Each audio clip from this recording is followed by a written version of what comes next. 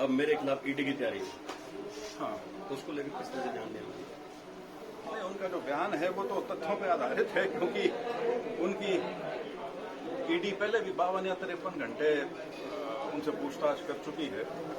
और खास तौर पर जिस प्रकार से राहुल जी ने इस बार पार्लियामेंट में जो पक्ष रखा है और जिस प्रकार से सरकार और प्रधानमंत्री को असहज किया है, तो हो सकता है बीजेपी अभी भी अपने पुराने वाली मानसिकता में चल रही हो कि सबको वो ईडी और इसके माध्यम से दबा सकते हैं। लेकिन ये बहुत बड़ी भूल होगी यदि वो ऐसा करेंगे। तो सर कहीं ना कहीं जो विपक्ष का नेता बोलता है तो उसको ईडी भेज दी जाती है। देख ही रहे हो, पूरे देश में ये हुआ है।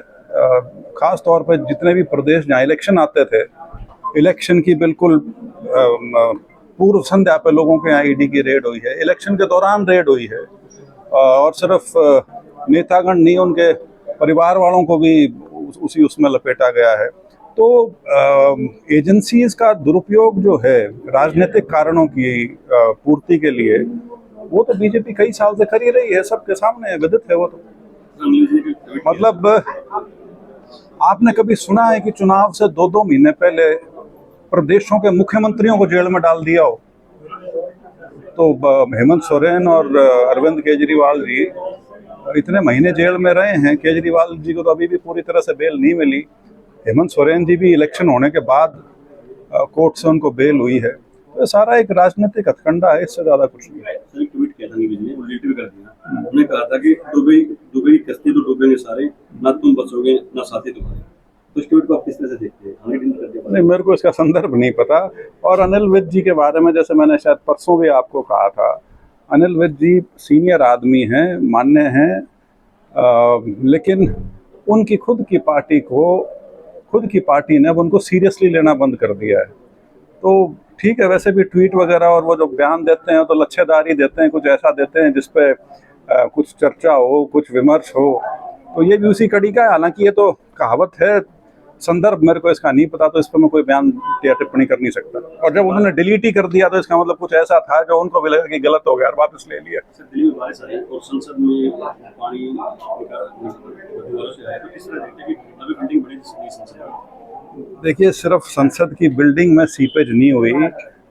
जब पीछे बारिश की शुरुआत हुई, कम से कम मेरी जानकारी में 3 तो ऐसे एयरपोर्ट थे जो नए बने थे, जहाँ पे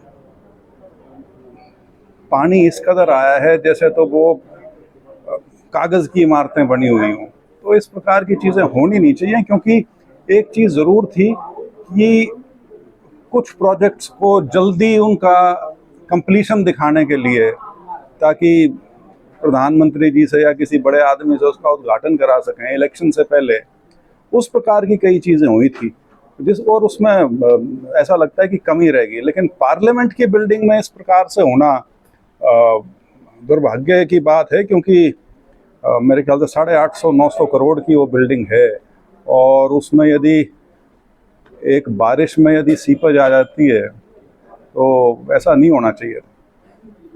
सर, संजय सिंह अभी चुनाव हल्के में बदलाव रैली चल रही है आम आदमी पार्टी की, तो उन्होंने कहा कि भाजपा और कांग्रेस दोनों एक ही पार्टी है, लोगों को गुमराह करने का काम कर रही है। तो इसके बारे में नहीं, वो इसलिए कह रहे हैं क्योंकि हरियाणा में लोकसभा में तो उनका समझौता था कांग्रेस के साथ, उनको एक सीट भी दी गई थी। अब वो समझौता नहीं है, तो इलेक्शन का सीज़न है, तो आम आदमी पार्टी अपने लिए थोड़ी बहुत जगह ढूंढ रही है हरियाणा में। हालांकि हरियाणा में उनका कुछ है नहीं, लेकिन एक प्रयास वो अपनी तरफ से कर रहे हैं। तो उस नाते, क्योंकि वो गठबंधन में अब नहीं है तो और खुद उन्होंने अनाउंस किया है कि वो सारी सीटों पर लड़ेंगे, तो जो 2 मुख्य दल हैं उनके खिलाफ बोलना तो उनका लाजमी है।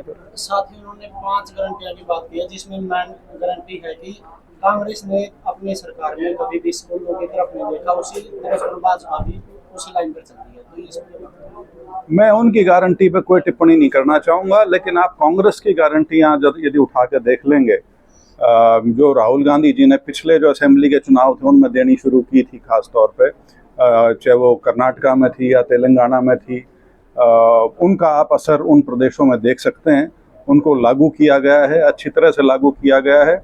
और कांग्रेस ने जो अपना संकल्प पत्र तैयार किया है और जो मैनिफेस्टो हरियाणा का अलग से तैयार होगा, वो चीज़ें हैं जिसके ऊपर कांग्रेस चुनाव में जाएगी। आम आदमी पार्टी हरियाणा में क्योंकि राजनीतिक तौर पे कोई लंबा चौड़ा वजूद नहीं रखती और कोई संभावना नहीं है, तो उसके बारे में टिप्पणी करने की भी कोई आवश्यकता नहीं। Thank you.